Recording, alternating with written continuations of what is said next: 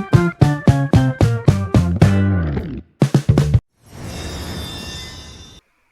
hello guys, welcome back to the day 4 of 10 days Arunachalam trip.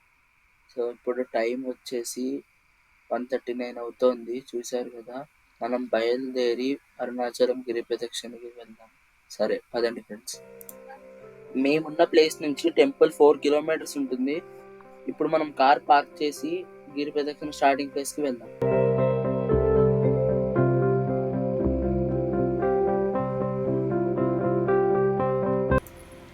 మేము గిరి ప్రదక్షిణ temple నుంచి start చేస్తున్నాము. ఎప్పుడు గిరి ప్రదక్షిణ చేసినా మీ రైట్ సైడ్లో అరుణగిరి ఉండేలా చూసుకోండి. అలాగే ఎప్పుడు రోడ్డుకి లెఫ్ట్ సైడ్లో నడవండి, ఎందుకంటే రైట్ సైడ్లో దేవతలు నడుస్తుంటారని చెప్తుంటారు. మనం దీపం వెలిగించి గిరి ప్రదక్షిణ మొదలు పెడదాం.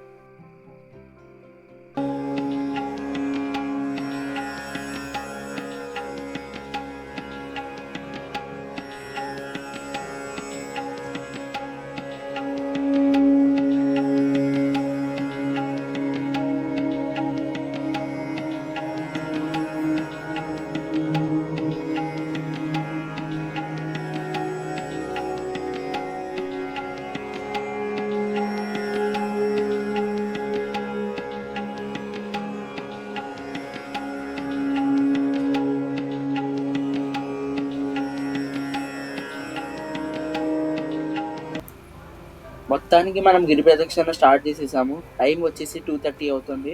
సో ముందుకు వెళ్దాం పదండి. మనం వెళ్ళే ఈ 14 కిలోమీటర్స్లో అష్టలింగాలు మనకు దర్శనం ఇస్తాయి. వాటితో పాటు సూర్యలింగం మరియు చంద్రలింగం కూడా ఉంటాయి. అష్టలింగాల్లో మనం దర్శించుకోబోయే మొదటి లింగం ఈ ఇంద్రలింగం. ఈ లింగాన్ని ఇంద్రుడు ప్రతిష్ఠించిన లింగంగా చెబుతుంటారు. మనం గిరి ప్రదక్షిణ టెంపుల్ నుండి మొదలుపెట్టిన 1 కిలోమీటర్కి ఈ బోర్డు వస్తుంది. అలాగే ప్రతి కిలోమీటర్కి కూడా ఈ బోర్డు ఉంటుంది. ఇక్కడ కనిపిస్తున్నదే రమణాశ్రమం.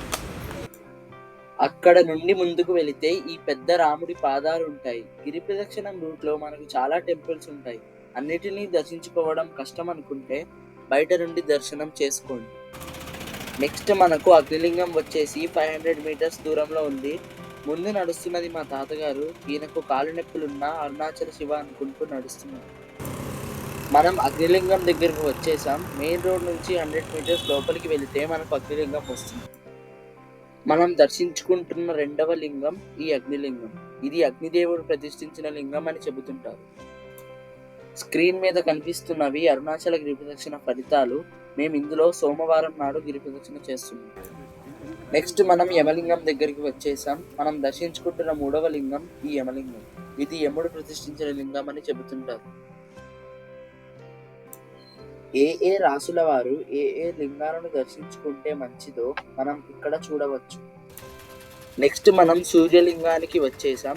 ఈ లింగం యమలింగానికి మరియు వరుణలింగానికి మధ్యలో ఉంటుంది. ఇది అష్టలింగాలకు సంబంధించింది కాదు. దీనిని సూర్య భగవానుడు ప్రతిష్ఠించాడని చెప్తుంటారు. నెక్స్ట్ మనం వరుణలింగం దగ్గరకు వచ్చేసాం. మనం దర్శించుకుంటున్న 4వ లింగం ఈ వరుణలింగం. ఇది వరుణదేవుడు ప్రతిష్ఠించిన లింగం అని చెబుతుంటారు. ఇప్పుడు మనం నైరుతి లింగం దగ్గరకు వచ్చేసాం. ఇది మనం దర్శించుకోపోయే 5వ లింగం.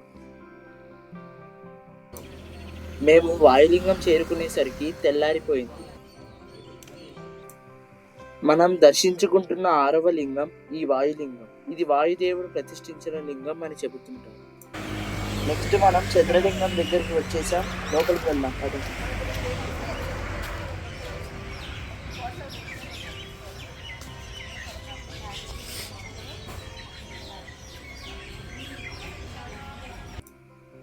ఇదే చంద్రుడు ప్రతిష్ఠించిన చంద్రలింగం. ఇది చూడడానికి చాలా అందంగా ఉంటుంది. మా అమ్మమ్మకి కాళ్ళు నొప్పులు ఎంతగా ఉన్నా పూర్తి చేయాలనే సంకల్పంతో నడిచి దానిని పూర్తి చేసింది.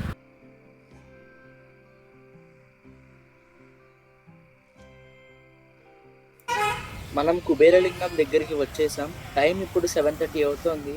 ఎండ రాకముందే ఎంత త్వరగా అయితే అంత త్వరగా గిరి ప్రదక్షిణ పూర్తి చేయడం మంచిది. ఒకవేళ ఎండ వచ్చిందో కాళ్ళు కాలిపోతాయి. మనం దర్శించుకుంటున్న 7వ లింగం ఈ కుబేరలింగం. ఇది కుబేరుడు ప్రతిష్ఠించిన లింగం అని చెప్పుకుంటారు. కుబేరలింగం దగ్గర నుండి చూస్తే అరుణగిరి చాలా స్పష్టంగా కనిపిస్తుంది. కుబేరలింగం నుండి కొంచెం ముందుకు వస్తే మనకు ఈ మోక్ష మార్గం వస్తుంది. ఇప్పుడు అక్కడ చాలా క్రౌడ్గా ఉంది. సో మళ్ళీ మేము రేపు వస్తాం. నెక్స్ట్ మనం ఈశాన్య లింగం దగ్గరకు వచ్చేసాం. మనం దర్శించుకుంటున్న 8 లేదా ఆఖరి లింగమే ఈశాన్య లింగం. లోపలికి వెళ్దాం పదండి.